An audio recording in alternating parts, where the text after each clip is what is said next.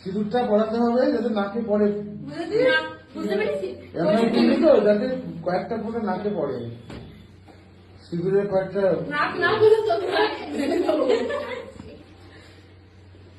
তিনবার পরে কিন্তু হ্যাঁ তোমার যেমন এরকম থাকে দাঁড়িয়ে মতো। হ্যাঁ হ্যাঁ আরে শিখবে তো শিখবে क्या बात। বেচারা হাত কাঁপছে নাকে পড়েনি কেন?